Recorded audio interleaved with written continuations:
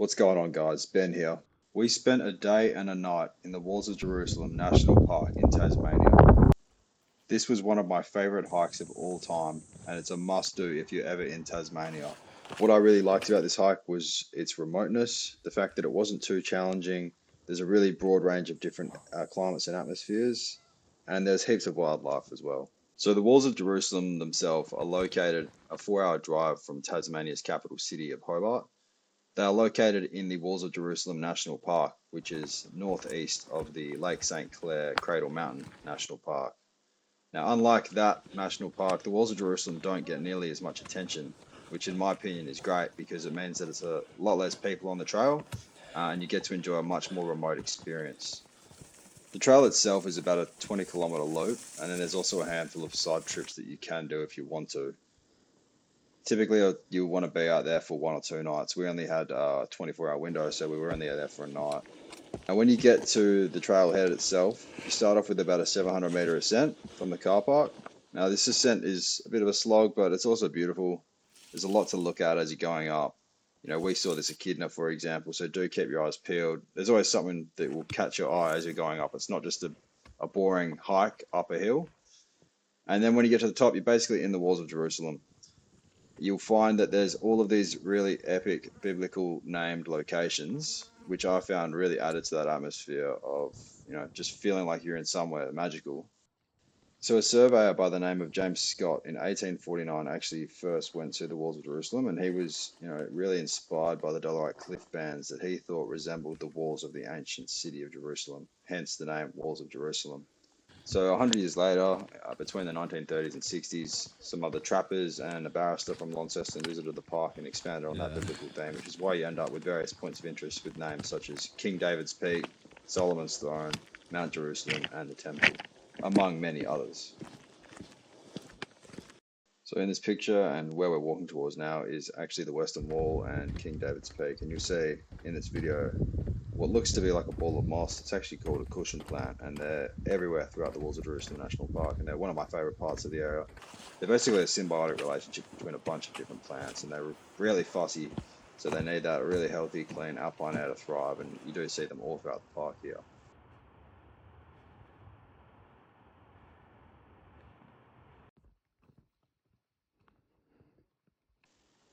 So around now, we're basically in the walls, and we're looking through over some lakes. Now, the video footage here doesn't really capture how stunning this area was, partly because it was a bit overcast, partly just because, cameras do not do it justice.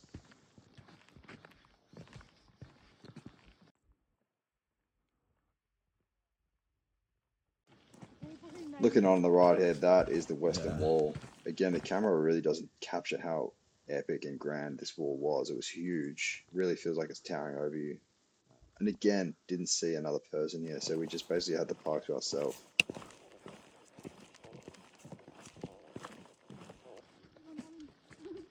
So just cruising through to Dixons Kingdom, which is the campsite we stayed at. We went past so many wallabies, and Solomon's Throne, which is in that video there. We do return tomorrow to tackle that as a side trip.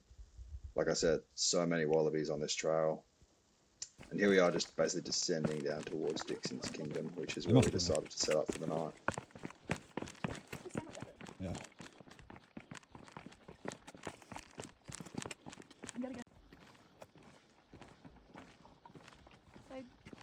They'd never be thirsty, hey, there's so much water.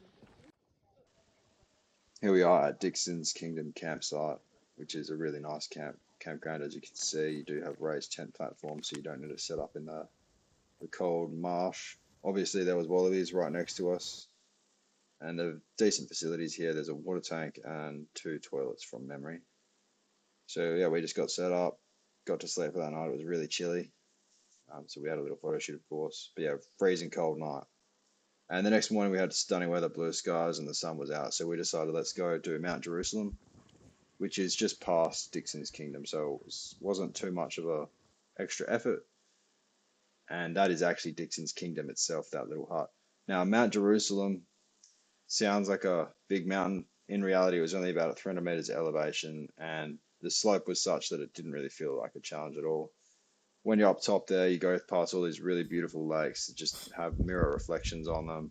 And then at the top, you've got this incredible view over the walls of Jerusalem, specifically King David's Peak, which is that prominent mountain in the middle there. And the park itself, you got 360 views of everything, basically. It's just an amazing view up there. Obviously, because the weather was so good and we were feeling so great, we had a little photo shoot up on top of Mount Jerusalem here and snapped some more pics of those beautiful lakes that you pass as you go up. So this little video here gives you an idea on how remote you are. You can see the rolling hills of Tasmania in the distance. Yeah, you're basically so far from civilization, which I think is just an awesome feeling. Here we are walking past Dixons Kingdom back towards Solomon's Throne. So you can see it looks pretty gnarly, really intimidating from the bottom, but we found it to be quite easy to get up the top. It's only about 20 minutes. Granted, we were getting some decent pace, so 30 minutes if you're going slowly, I'd say. Really cool hike up there. Obviously, you can see the Dollarite rocks, which I think are always pretty cool to scramble over. And then once you're up the top in Solomon's Throne, you've again got really nice views of the park. You can have a look back over where you've come from at Dixons Kingdom, which is on the right.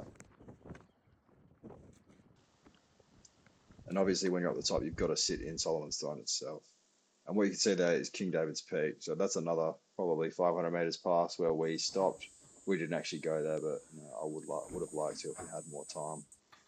And here we are just descending out of Solomon's Throne.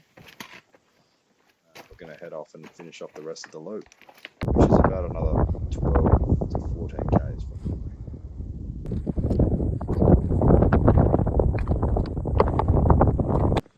It must be old, man. Very old.